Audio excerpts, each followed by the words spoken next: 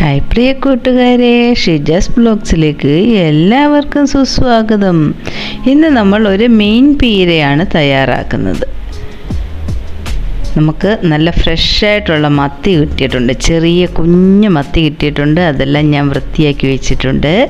ഇനി നമ്മൾ ഒരു പാൻ അങ്ങോട്ട് വെച്ചിട്ടുണ്ട്, അത് ഒന്ന് ചൂടാകട്ടെ. അപ്പോൾ നമുക്ക് അതിലേക്ക് വെളിച്ചെണ്ണ ഒഴിച്ചു കൊടുക്കാം. പിന്നീട് അതിന് വേണ്ടുന്ന ഇൻഗ്രീഡിയൻസ് എല്ലാം എടുത്തു വെച്ചിട്ടുണ്ട്. ഓരോന്നോരോന്ന് ഞാൻ അത് ആഡ് ചെയ്യുമ്പോൾ ഞാൻ പറയുന്നതായിരിക്കും. ഇപ്പോൾ നമുക്ക് ഓയിൽ ഒഴിച്ചു കൊടുക്കാം. വെളിച്ചെണ്ണയാണ്, ഒരു 2 സ്പൂണ് വെളിച്ചെണ്ണ ഒഴിച്ചു കൊടുത്തിട്ടുണ്ട്. ഇനി അതൊന്ന് ചൂടായി വരട്ടെ. ചൂടായി വരുമ്പോൾ നമുക്ക് അതിലേക്ക് കടുക് ഇട്ട് കൊടുക്കാം.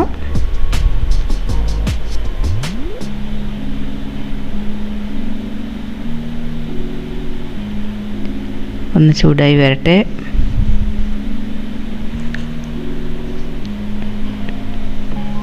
കുറച്ച് കടുക് ഇട്ട് കൊടുത്തിട്ടുണ്ട്, അതൊന്ന് പൊട്ടി കഴിയട്ടെ.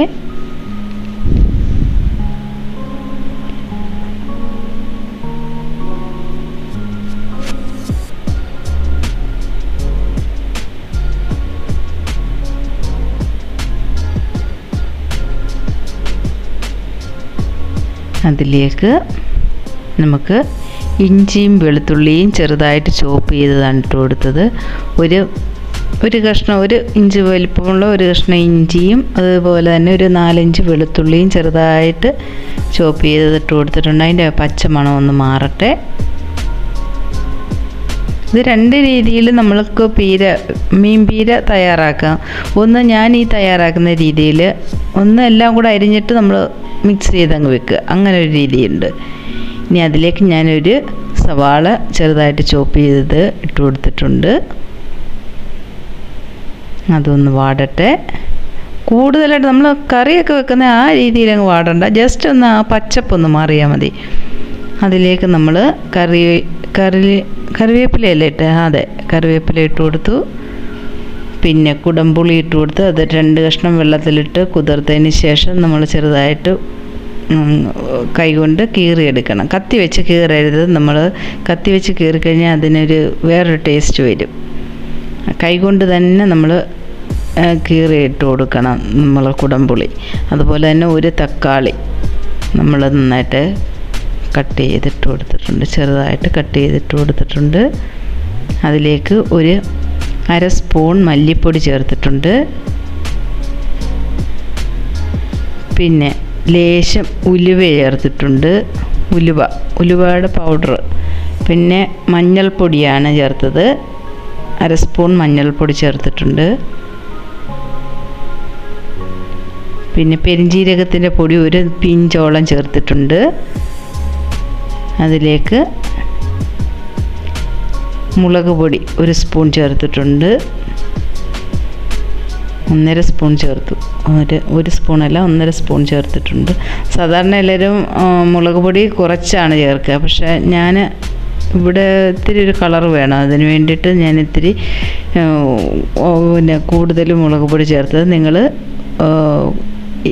നിങ്ങൾ തയ്യാറാക്കുമ്പോൾ മുളക് പൊടി കുറച്ചാണ് യൂസ് ചെയ്യുന്നതെങ്കിൽ, അതായത് മീൻ പീരയ്ക്ക് ഒരു ചുവപ്പ് കളർ വരണ്ട എന്നുണ്ടെങ്കിൽ നിങ്ങൾ മുളക് പൊടി കുറച്ച് ചേർത്താൽ മതി. അതെല്ലാം കൂടെ നമുക്കൊന്ന് മിക്സ് ചെയ്യാം. പൊടികളുടെയൊക്കെ ഒന്ന് പച്ചപ്പ് മാറുന്നിടം വരെ ഒന്ന് ജസ്റ്റ് ഒന്ന് ഇളക്കി കൊടുക്കുക. അതിനുശേഷം നമ്മൾ ഒരു മുറി തേങ്ങയാണ് ചേർത്തിരിക്കുന്നത്. ഒരു തേങ്ങ ചേർത്തിട്ടില്ല, ഒരു തേങ്ങയുടെ പകുതി ചേർത്ത് കൊടുത്തിട്ടുണ്ട്. അതും കൂടി ഇതിൻ്റെ കൂടെ നമുക്കൊന്ന് മിക്സ് ചെയ്യാം. മിക്സ് ചെയ്തിട്ട് എല്ലാം അരപ്പെല്ലാം നമ്മുടെ ആ മുളക് പൊടിയും മല്ലിപ്പൊടിയും എല്ലാം ഇതിലും കൂടെ തേങ്ങയിലും കൂടെ ഒന്ന് പിടിക്കട്ടെ. അല്ലെങ്കിൽ നിങ്ങൾ തേങ്ങയൊക്കെ ചതച്ച് ചേർക്കുകയാണെങ്കിൽ മുളക് പൊടിയും മല്ലിപ്പൊടിയും എല്ലാം കൂടെ ചേർത്തിട്ട് ഒന്ന് ചതച്ചിട്ട് ഇതിലേക്ക് നമുക്ക് ആഡ് ചെയ്ത് കൊടുക്കാവുന്നതാണ്. ഞാൻ എളുപ്പമാർഗ്ഗം അങ്ങ് ചെയ്തത്. ഇതിലേക്ക് നമുക്ക് സലാലയിലുണ്ടായ കരണം പൊട്ടിമുളകാണ്. നമ്മുടെ നാട്ടിലെ കരണം പൊട്ടിമുളകില്ലേ, അതേ മുളക് തന്നെയാണ്, അതേ എരിവാണ്. പക്ഷേ നാട്ടിൽ അത്ര മണമൊന്നുമില്ല. മണമില്ലെങ്കിലും പൊന്നോ ഭയങ്കര എരിവുണ്ട് കേട്ടോ. അവനെ ഒരു 4-5 എണ്ണം ഞാൻ കട്ട് ചെയ്തിട്ടിട്ടുണ്ട്. കൈ കൊണ്ട് ഒന്നും എനിക്ക് തൊടാൻ വയ്യ. ഞാനത് ഇങ്ങനെ അങ്ങോട്ട് നീക്കിയിട്ട് കൊടുത്തിട്ടുണ്ട്. അതും കൂടി നമുക്ക് ഇവൻ്റെ എല്ലാം കൂടെ ഒന്ന് മിക്സ് ചെയ്തിട്ട് എന്ത് ചെയ്യാം, അതിലേക്ക് നമ്മൾ കുറച്ച് വെള്ളം ഒഴിച്ചു കൊടുക്കണം. നമ്മുടെ നമ്മൾ ആവശ്യത്തിനുള്ള ഉപ്പ് ചേർത്ത് കൊടുത്തിട്ടുണ്ട്. അരപ്പിന് ആവശ്യത്തിനുള്ള ഉപ്പ് ചേർത്ത് കൊടുത്തിട്ടുണ്ട്.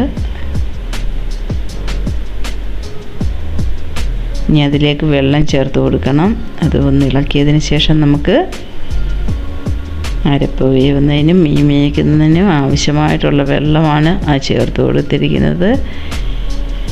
ഇനി അതൊന്ന് തിളച്ച് വരട്ടെ. ആ ഉപ്പും പുളിയും മുളക് പൊടിയും തേങ്ങയും എല്ലാം കൂടെ ഒന്ന് തിളച്ച് വന്ന് കഴിയുമ്പം അരപ്പൊന്ന് റെഡിയായി വരട്ടെ. നമുക്കതൊന്ന് മൂടി വെക്കാം.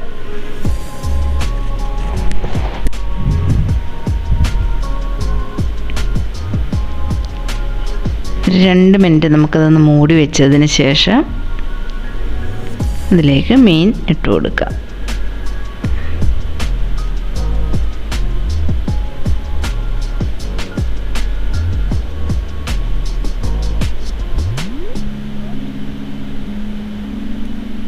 ഒരു 2 മിനിറ്റ് അങ്ങനെ ഇരിക്കട്ടെ. അതൊന്ന് തിളയ്ക്കണം, നന്നായിട്ടൊന്ന് തിളച്ച് വരട്ടെ. തിളച്ച് വന്നതിന് ശേഷം നമുക്ക് നോക്കാം. ഇപ്പോൾ ഒരു 2 മിനിറ്റോളം ആയിട്ടുണ്ട്.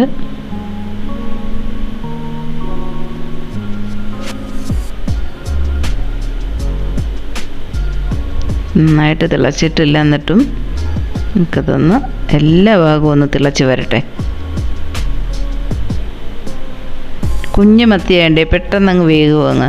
അപ്പം നമ്മൾ അരപ്പൊക്കെ നന്നായിട്ടൊന്ന് വെന്ത് വരണ്ടേ, അതിനു വേണ്ടിയാണ് ഇങ്ങനെ ചെയ്യുന്നത്. ആദ്യം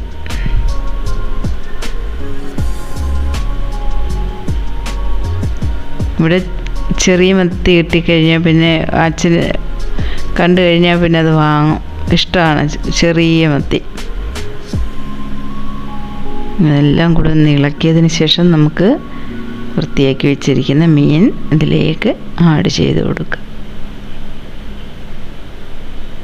ഇങ്ങനെ ഈ വെള്ളം ഒഴിച്ച് നമ്മൾ തിളപ്പിച്ച് കഴിയുമ്പോഴേ ആ പുളിക്കകത്തിലെ വെള്ളമെല്ലാം ഇറങ്ങി വരും.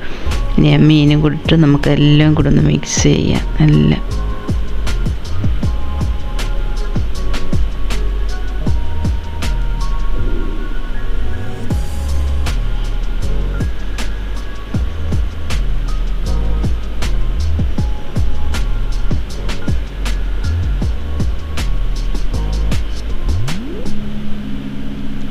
ഇനി അരപ്പെല്ലാം നമ്മുടെ മീനെ പിടിക്കത്തക്ക രീതിയിൽ എല്ലാം ഒന്ന് ഇളക്കി ഒന്ന് റെഡിയാക്കി എടുക്കാം.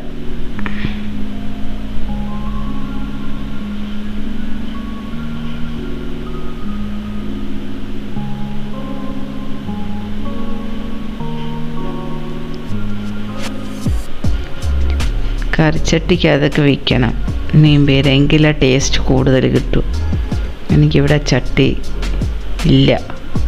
നേരത്തെ ഞാനൊരു ചട്ടിയിൽ കറി വെച്ചത് സോണാടെ ചട്ടിയിലാണ്. സോണാടെ ചട്ടിയിലാണ് അന്ന് മീൻ കറി വെച്ചത്. എല്ലാത്തിനും എനിക്ക് സോണയുണ്ട്. ഇനി നമുക്ക് അത് മൂടി വെച്ച് അതൊന്ന് വേകട്ടെ. വെന്തതിന് ശേഷം നമുക്കത് ആ വെള്ളം എല്ലാം വറ്റുന്നിടം വരെ നമ്മൾ മീൻ വെന്ത് കഴിയുമ്പോൾ നമുക്കത് അടപ്പ് തുറന്നതിന് ശേഷം നമുക്ക് തുറന്ന് വെച്ചിട്ട് കുക്ക് ചെയ്യണം. എന്നെങ്കിലേ വെള്ളം വറ്റി വരുള്ളൂ. അടച്ചു വെച്ചിരുന്നാൽ വെള്ളം വറ്റാൻ താമസമായിരിക്കും. ഇത് വേവുന്നിടം വരെ നമുക്ക് ഇങ്ങനെ തന്നെ തയ്യാറാക്കാം. ഇന്നിപ്പോൾ ഏകദേശം എല്ലാം തിളച്ച് മീനൊക്കെ ഒരു പരുവം വേകാറായിട്ടുണ്ട്. നമ്മൾ അതിലേക്ക് കുറച്ച് കറി ലീവ്സും കൂടി ഇട്ട് കൊടുത്തിട്ടുണ്ട്. വീണ്ടും അത് അടച്ചു വെച്ചു. ഇപ്പോൾ ഒരു 10 മിനിറ്റോളം ആയിട്ടുണ്ട്. നമ്മൾ ഇനി അത് ഒന്നും കൂടി ഒന്ന് പതുക്കെ വേണം ഇളക്കാൻ. കൂടുതലിട്ടങ്ങ് മറിക്കരുത്. മറിച്ച് കഴിഞ്ഞാൽ നമ്മുടെ മീനെല്ലാം പൊടിഞ്ഞു പോകാൻ സാധ്യതയുണ്ട്. അതുകൊണ്ട് നമ്മൾ ആ ഇടയ്ക്ക് വശത്തുനിന്ന് നമ്മൾ എന്ത് ചെയ്യണം, ആ മീനെല്ലാം സൈഡിലോട്ട് നീക്കണം. അപ്പോൾ ആ വെള്ളമെല്ലാം നടുക്കോട്ട് ഇങ്ങനെ വന്ന് നിൽക്കും. എന്നിട്ട് നമ്മളൊന്ന് ടേസ്റ്റ് നോക്കണം. ഇപ്പോൾ ആ വെള്ളമെല്ലാം വറ്റുന്നതിന് മുമ്പ് തന്നെ നമ്മൾ ടേസ്റ്റ് നോക്കണം. ഉപ്പൊക്കെ ആവശ്യത്തിനുണ്ടോ എന്ന് നോക്കണം. ഉപ്പ് ആവശ്യത്തിനില്ലെങ്കിൽ അപ്പോൾ ലേശം ഉപ്പൂടെ ചേർത്ത് കൊടുക്കണം. ഞാൻ കുറച്ച് ഉപ്പും കൂടെ കുറവുണ്ടായിരുന്നു, അതും കൂടെ ഞാൻ ആഡ് ചെയ്തിട്ടുണ്ട്. ഇനി അതൊന്ന് മിക്സ് ചെയ്യാം. പതുക്കെ മിക്സ് ചെയ്ത് കൊടുക്കാം. നമുക്ക് പതുക്കെ വേണം, അല്ലെങ്കിൽ മീനെല്ലാം പൊടിഞ്ഞു പോകാൻ സാധ്യത കൂടുതലാണ്. അതും കുഞ്ഞു മത്തിയല്ലേ. നമ്മുടെ നാട്ടിൽ ചൂട എന്ന് പറയുന്ന മീൻ, അതൊക്കെ എന്താ ടേസ്റ്റ്, അതൊക്കെ പേര് വെച്ച് ഇവിടെ കിട്ടത്തേ ഇല്ലത്.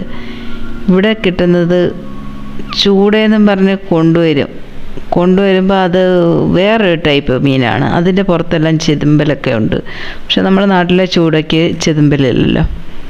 ഇത് വേറൊരു ടൈപ്പ് ചൂടയുടെ ഷേപ്പൊക്കെയാണ്, പക്ഷേ അതിന് ചെതുമ്പലും ഉണ്ട്. ടേസ്റ്റും വേറെ വ്യത്യാസമാണ്.